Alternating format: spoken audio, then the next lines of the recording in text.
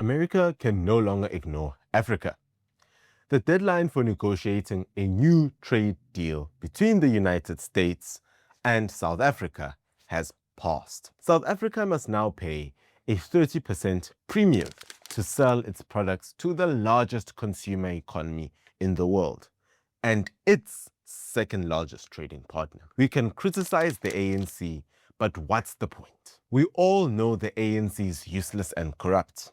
And that spineless and clueless Cyril Ramaphosa is a complete joke. South Africa had 6 months to get the job done and did nothing.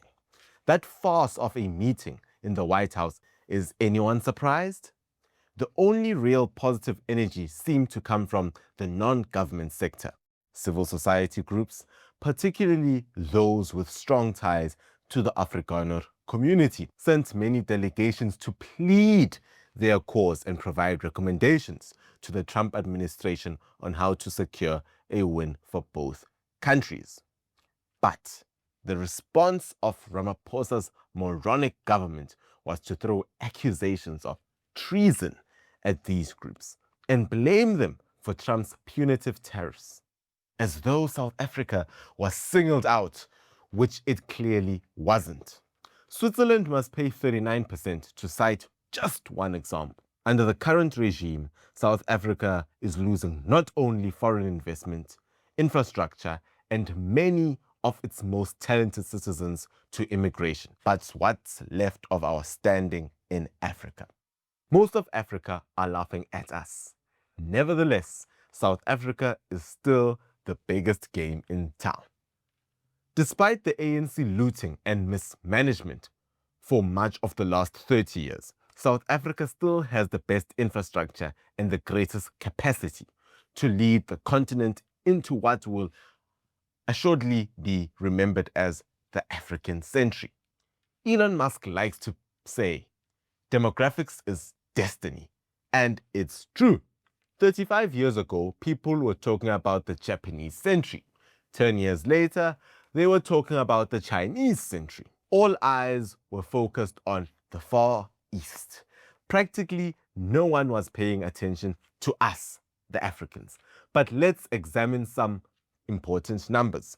Chinese working age population ranges from about 16 to 59 and is expected to shrink significantly from 870 million in 2022 to 700 million by 2050, a 23% decline. The proportion of people aged 60 and over in China will rise from 18.7% in 2020 to 34.9% in 2050, increasing demand for senior-related products and services, but reducing work-age consumer base. By 2050, China's median age will be 49. We see worse numbers in Japan at 53, and even India will begin to show a little grey 38 years compared to 28 years today. More adult nappies are being sold in Japan today than baby nappies. Now, let's consider Africa. By 2050, the working age population will be 1.6 billion out of an estimated total of 2.5 billion. Median age, you ask? Under 25. By 2050, the working age population in Africa will be roughly the same as India and China combined, but it will not have the burden of taking care of an aging population. Africa's combined GDP is projected to grow from $2.6 trillion in 2022 to 29 trillion by 2050 in real terms. What this means is that if America wants to position itself to benefit from the African century, it must start seriously investing today. It takes years to develop good relations, build brands, loyalty, and create a successful roadmap for investment and trade within the multiverse of an African cultures, language, and laws. Until now, Africa has been treated as a minor sideshow. Africa as a whole accounts for about 0.27% of America's GDP and just 0.67% of our total trade. Tiny, right? What all this means is there is huge room for growth, and it means South Africa could be a leader in helping America establish a trade beachhead for all Southern Africa. But all of this is conditional on one. America puts the effort into opening more markets in Africa. 2, Africa's efforts to welcome greater bilateral investment and trade with the United States. And 3, South Africa not becoming a collapsed state during this time. On the first point, I know President Trump is very transactional and would welcome great opportunities in Africa for American investment and trade. The end of AGOA is a signal that Trump wants bilateral relations with each African country, not a one-size-fits-all approach. On the second point, African countries must be open to American products. This means nations like South Africa must stop penalizing American investment and interests. It's hilarious to read complaints from stupid ANC politicians about Trump's tariffs when a simple internet search will reveal the crazy rates American brands must pay to get their products to South African markets. Trump isn't being mean to South Africa. Trump is treating South Africa as an equal. Before under AGOA, South Africa was seen as a poor developing economy, cap in hand, and needing a global handout. America has actually set the bar pretty low for South Africa to receive more favorable trade conditions. Here are the top 3 conditions. Exempt the 600 American companies from BEE, like Chinese and Indian companies. Remove expropriation without compensation. Designate farm murders as a priority crime, an easy thing to do. In addition, Trump has made it clear that he doesn't like South Africa's ICJ case against Israel. Now, there's no need to get into a protracted argument over a two-state solution or the idea of sanctions in Gaza. The fact is that South Africa is in a terrible position to take the lead prosecutor against Israel, especially as the ANC seems to have joined Hamas, Hezbollah, and the Houthis as an Iran proxy. The ANC has turned many areas of South Africa into a crime-soaked hellscape. South Africa's murder rate is 7 times higher than that of gun-saturated in America. The unemployment rate is so bad only places like Gaza have historically performed worse, but not by much. That says a lot. What business does South African government have in touting the standard of human decency? South Africa could easily punt the ICJ case to one of the co-filing nations and take a quiet seat in the back of the room. This would signal that South Africa is finished with moral posturing and ready to get down to business, like providing reliable electricity or decent roads for its people.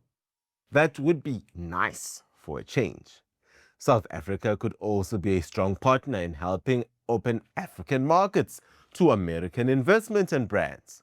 While many of its current trade partners struggle to feed their aging populations, South Africa could tap into America's golden age, not as a vessel, but as a valued regional partner. America can no longer ignore Africa. Within 50 years, many of its strongest trading relationships will be here. But the work must start today. And that means America needs to identify important partners. South Africa, by virtue of our preeminence, geostrategic location, and natural resources and talented workforce, could be an ideal partner. But as long as the ANC is addicted to powerful drug of identity politics, the country will continue its decline. If present trends continue, South Africa's woes could soon lead to regional destabilization. Every border nation with South Africa relies heavily on SA's agricultural exports for their daily bread, remittance from millions of illegal migrants seeking jobs. Instead of leading Southern Africa into a bright future, South Africa's ANC-induced collapse could bring the whole region down.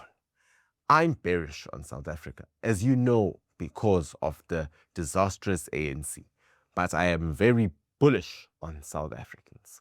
I believe that the answer lies not within the South African central state, but in our people, in our workers, our industries, and our farmers.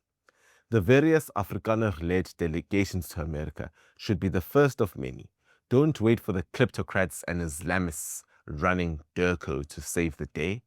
They recently pushed out Emma Powell, one of the only voices of reason and accountability in their office.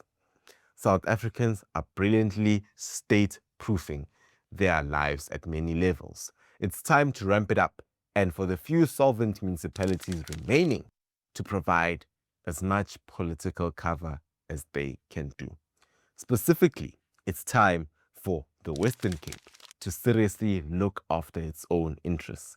Instead of being treated as the abused milking cow of Pretoria, send our own delegations to the United States, develop our own cooperative arrangements, do what must be done to protect our own people and children's futures. Approach President Trump with our own offers, make our own deals, be bold, don't let Somaliland of places upstage us. Cape Town could be Southern Africa's Singapore, but we first have to believe in ourselves and our future, because the future is Africa.